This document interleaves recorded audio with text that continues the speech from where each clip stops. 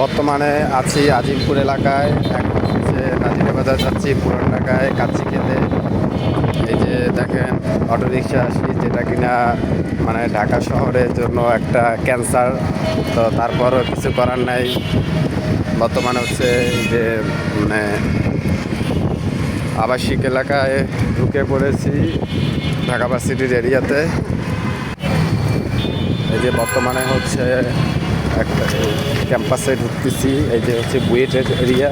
তো এখান থেকে হচ্ছে যাব পুরান ঢাকা নাজিরাবাজার, যেখানে হচ্ছে ঐতিহ্যবাহী বিভিন্ন ধরনের রাজকীয় খাবার পাওয়া যায়, বিশেষ করে কাচ্চি, তারপর হানিফ বিরিয়ানি, ওইখানে হচ্ছে আগুন পাট সহ বিভিন্ন ধরনের হচ্ছে মানে খাবার, যেটা কিনা হচ্ছে বাঙালিদের মানে খুবই জনপ্রিয় একটা খাবার।